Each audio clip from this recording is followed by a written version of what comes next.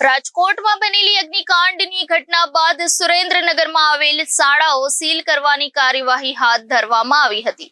સુરેન્દ્રનગરના 80 foot road પર આવેલ શારદા ગીતા વિદ્યાલય અને શારદા વિદ્યાલય સીલ કરવામાં આવ્યું।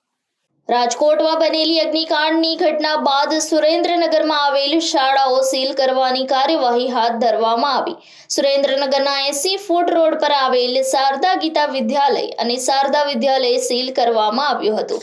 છેલ્લા 10 વર્ષથી આ વિદ્યાલયમાં બાંધકામ વગર પરમિશને ચાલી રહ્યું હતું, ત્યારે રિજિયોનલ ફાયર વિભાગ અમદાવાદની ટીમે શાળાને સીલ માર્યા હતા। જે બાંધકામ પરમિશનના પુરાવા રજૂ કરવામાં આવ્યા હતા તે ખોટા હોવાનું તપાસમાં બહાર આવ્યું હતું। શાળામાં પ્રવેશ મેળવવા માટે અને બહાર આવવા માટે એક જ પ્રવેશ દ્વાર હતો। હજુ પણ સુરેન્દ્રનગર જિલ્લામાં આવા વિદ્યાર્થીઓના જીવને જોખમમાં મૂકતી શાળાઓ ચાલી રહી છે, તેના પર પણ કાર્યવાહી કરવાની માંગ ઉઠવા પામી છે।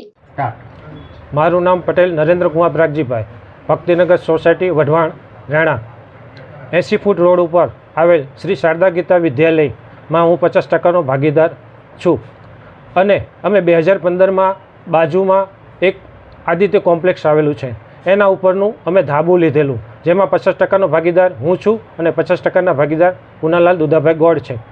ત્યારબાદ મારા ભાગીદારે પુનાલાલ દુધાભાઈ ગોળે એના ઉપર અનઅધિકૃત બાંધકામ કરી અને 2 માળનું બિલ્ડિંગ બનાવી નાખેલું, જેમાં પણ મારી મંજૂરી કે સંમતિ વગર આ શારદા ગીતા સ્કૂલને બેસાડવાની શરૂઆત કરી દીધી।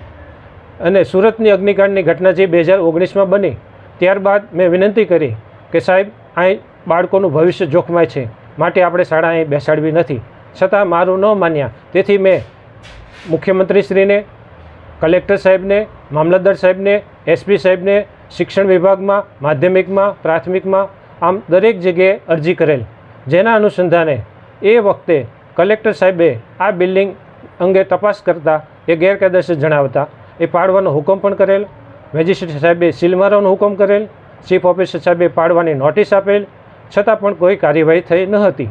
ફરીવાર અત્યારે રાજકોટની ઘટના બની ત્યારબાદ મેં એ અરજીને રિમાઇન્ડ કરી અને આધાર પુરાવા સાથે રજૂઆત કરી, જેથી મહેરબાન કલેક્ટર સાહેબ એ આ અંગે પગલાં ભરવા માટે આદેશ કરેલ, જેથી ફાયર એનઓસી કે કંઈ વસ્તુ ન મળતા એ તમામ બિલ્ડિંગને સીલ મારવામાં આવેલ છે।